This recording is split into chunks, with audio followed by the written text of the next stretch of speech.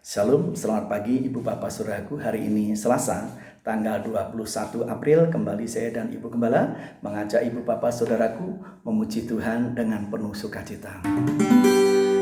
Beraneka ragam, warna-warni di dalam kehidupan. Ada tawa, ada tangis, air mata melinang. Memang Tuhan rancang agar hidup tidaklah menjemukan.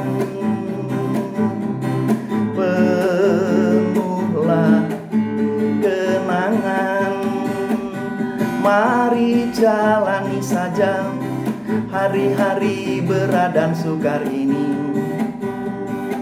Yesus pegang tanganku, juga pegang tanganmu.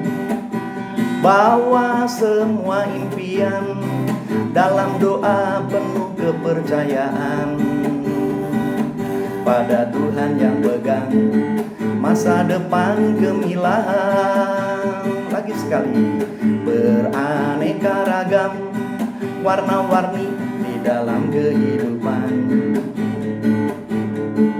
Ada tawa, ada tangis, air mata melinang. Memang Tuhan rancang agar hidup tidaklah menjemukan. Penuhlah kenangan, mari jalani saja hari-hari berat dan sukar ini. Yesus pegang tanganku, juga pegang tanganmu. Bawa semua impian dalam doa penuh kepercayaan pada Tuhan yang pegang masa depan gemilang. Pada Tuhan yang pegang masa depan gemilang.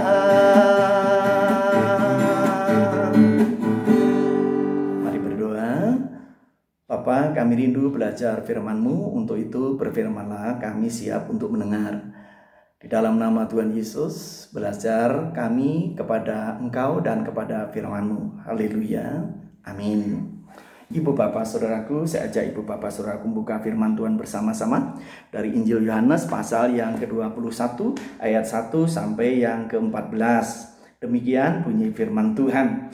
Kemudian Yesus menampakkan diri lagi kepada murid-muridnya di tepi danau Tiberias, dan ia menampakkan diri sebagai berikut. Di pantai itu berkumpul Simon Petrus, Thomas yang disebut Didimus, Natanael dari Kana yang di Galilea, anak-anak Zebedeus, dan dua orang muridnya yang lain. Kata Simon Petrus kepada mereka, "Aku pergi menangkap ikan." Kata mereka kepadanya, "Kami pergi juga dengan engkau." Mereka berangkat lalu naik ke perahu, tetapi malam itu mereka tidak menangkap apa-apa. Ketika hari mulai siang, Yesus berdiri di pantai, akan tetapi murid-murid itu tidak tahu bahwa itu adalah Yesus. Kata Yesus kepada mereka, "Hai anak-anak, adakah kamu mempunyai lauk pauk?" Jawab mereka, "Tidak ada." Maka kata Yesus kepada mereka, "Tebarkanlah jalamu di sebelah kanan perahu, maka akan kamu peroleh." Lalu mereka menebarkannya, dan mereka tidak dapat menariknya lagi karena banyaknya ikan. Maka murid yang dikasihi Yesus itu berkata kepada Petrus, "Itu Tuhan." Ketika Petrus mendengar bahwa itu adalah Tuhan, maka ia mengenakan pakaiannya, sebab ia tidak berpakaian, lalu terjun ke dalam danau. Murid-murid yang lain datang dengan perahu karena mereka tidak jauh dari darat, hanya kira-kira 200 hasta saja, dan mereka menghela jala yang penuh ikan itu. Ketika mereka tiba di darat, mereka melihat api arang dan di atasnya ikan dan roti. Kata Yesus kepada mereka, "Bawalah beberapa ikan yang baru kamu tangkap itu." Simon Petrus naik ke perahu lalu menghela jala itu ke darat. Penuh ikan-ikan besar, 153 ekor banyaknya, dan sungguh pun sebanyak itu jala itu tidak goyah. Kata Yesus kepada mereka, "Marilah dan sarapanlah." tidak ada di antara murid-murid itu yang berani bertanya kepada mereka, "Siapakah engkau?" Sebab mereka tahu bahwa ia adalah Tuhan.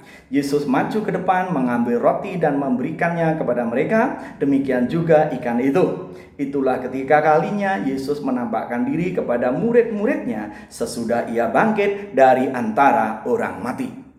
Ibu bapak, saudaraku yang terkasih di dalam Tuhan, bangkit dari keputusasaan. Pertanyaannya adalah bagaimana caranya?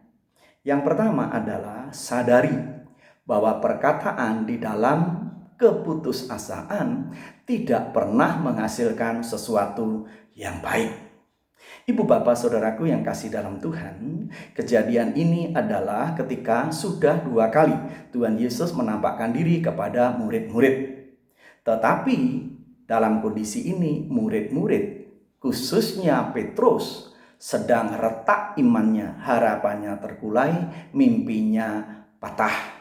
Belum juga bangkit sekalipun Tuhan Yesus sudah bangkit. Lalu ibu bapak saudaraku yang kekasih, iman yang retak, harapan yang sudah terkulai, mimpi yang patah itu menuntun Petrus kepada keputusasaannya. Itulah sebabnya mereka berkumpul di tepi pantai. Dalam kondisi seperti itu, Petrus mengeluarkan satu perkataan, "Aku hendak menjala ikan."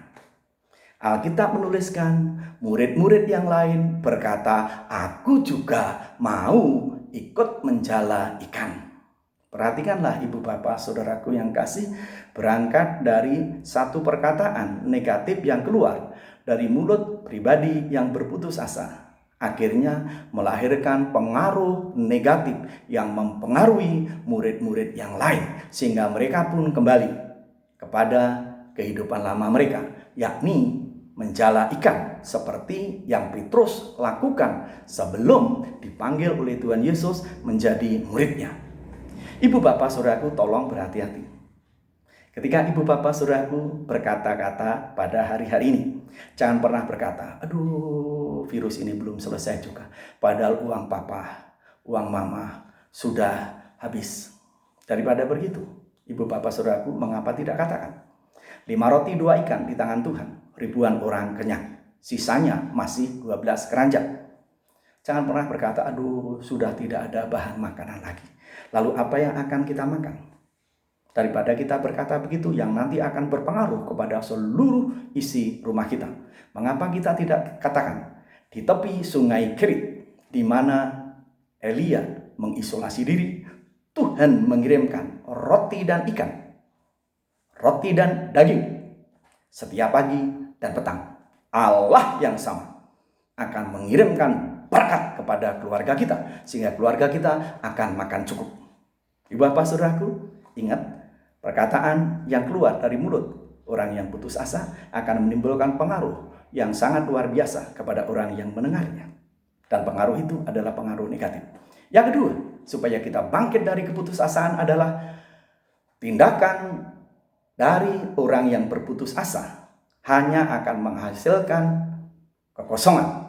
Oleh sebab itu sadari, lebih baik jangan bertindak apa-apa di saat kita putus asa. Lebih baik kita duduk di hadapan Tuhan, merenungkan firman Tuhan, memuji Tuhan, menimba kekuatan dari Tuhan melalui firman-Nya itu. Dan Tuhan akan ambil tindakan. Seperti yang terjadi dalam kisah ini. Ketika Petrus bersama rekan-rekan yang lain menjala ikan, sepanjang malam mereka tidak mendapatkan apa-apa. Dan ini sejajar dengan Lukas pasal 5 ayat 1 sampai yang ke-5, khususnya ayat 5, di mana Petrus sepanjang malam menjala ikan tidak mendapat satu pun juga. Sampai akhirnya Tuhan Yesus naik ke dalam perahu itu dan mengajar. Setelah mengajar kepada Petrus, Tuhan Yesus katakan, "Tebarkan jalamu." Petrus berkata, "Sepanjang malam aku tidak mendapatkan apa-apa, tetapi karena Engkau yang memerintahkan, aku lakukan itu." Dan ketika Petrus menebarkan jala, Alkitab menulis, jalannya susah sekali ditarik karena jalannya penuh dengan ikan. Dalam kondisi seperti itu, Petrus menjatuhkan diri di hadapan Tuhan dan berkata, "Tuhan, pergilah dari hadapanku orang berdosa ini." Lalu apa yang dikatakan Tuhan? Dengar Petrus, Hari ini, aku memanggil engkau bukan lagi menjadi penjala ikan, tetapi menjadi penjala manusia. Panggilan itu melekat dan diikuti oleh Petrus setidaknya 3,5 tahun dalam pengiringan akan Tuhan. Tetapi hari itu ia kembali kepada kehidupan lama. Karena apa? Keputusasaannya menyergapnya, dan tindakan itu tidak menghasilkan apapun juga. Sampai akhirnya yang ketiga, Tuhan hadir untuk mengangkat yang putus asa, dibangkitkan pada pengharapan sempurna di hadapannya. Ibu bapak saudaraku yang kasih dalam Tuhan, Alkitab menuliskan Tuhan Yesus hadir di pantai itu. Lalu bertanya kepada murid-murid, anak-anak, apakah yang engkau tangkap? Dan mereka berkata, tidak menangkap apa-apa. Tuhan Yesus katakan, tebarkan jalamu ke sebelah kanan. Dan ketika Petrus menebarkan jala ke sebelah kanan, Alkitab menuliskan, jala itu penuh dengan ikan. Sampai akhirnya murid yang dikasihi Yesus, yang tentu bernama Yohanes, berkata kepada Petrus, itu Tuhan. Dan Alkitab menuliskan, Petrus segera terjun ke dalam danau. Yohanes menuliskan, Petrus banget, di mana bertindak dulu, baru berpikir. Terjun dulu, menemui Tuhan. Dan ketika sampai di darat, Tuhan Yesus katakan, tersedia roti dan ikan. Lalu Tuhan katakan, ambil beberapa ikan untuk dipanggang di situ. Dan Tuhan mengajak mereka makan bersama. Maknanya adalah yang pertama, Tuhan memulihkan emosi mereka. Sepanjang malam mereka tidak mendapatkan apa-apa. Dan itu tentu menguras emosi mereka. Dipulihkan oleh Tuhan. Hari ini diberkati Tuhan dengan berkat yang luar biasa. Yang kedua, Tuhan memulihkan fisik mereka. Mereka sepanjang malam bekerja, menebar ke sana, menebar ke sini. Tentu itu melelahkan. Dan Tuhan beri makan roti dan ikan. Dan itulah cara Tuhan untuk memulihkan anak-anaknya yang putus asa. Yang pertama adalah bahwa Tuhan tahu di mana ibu bapak saya berada. Tolong tahu. Mereka duduk di tepi pantai. Tuhan tahu mereka di mana. Tuhan tahu kondisi mereka sedang retak iman. Itulah sebabnya Tuhan Yesus cari pribadi. Dan setelah ketemu, Tuhan Yesus pulihkan emosinya, fisiknya, dan diberkati dengan berkat yang luar biasa. Ikan yang sebanyak itu. Ibu bapak saudaraku, terapannya untuk ibu bapak saya dan saudara. Yang pertama, Tuhan Yesus tahu di mana saya dan saudara berada. Tuhan Yesus rindu untuk memberkati saya dan saudara. Oleh sebab itu, apabila hari-hari ini saya dan saudara dalam keputusasaan, segera berpaling kepada Tuhan. Dan Tuhan tahu bagaimana memberkati saya dan saudara. Mari kita berdoa. Bapa, kami bersyukur karena Bapa baik. Meteraikan firman-Mu dalam hati kami. Sehingga kami yang saat-saat sulit ini boleh diteguhkan, dikuatkan. Bukan hanya Tuhan tahu di mana keberadaan kami, tapi Tuhan tahu bagaimana memberkati kami, bagaimana mencukupi kami, bagaimana memelihara kami. Oleh sebab itu kami siap memasuki hari ini dalam berkat dan pimpinan-Mu. Di dalam nama Tuhan Yesus, kami mohon pimpinan sepenuhnya. Haleluya. Amin. Selamat pagi, Tuhan Yesus memberkati.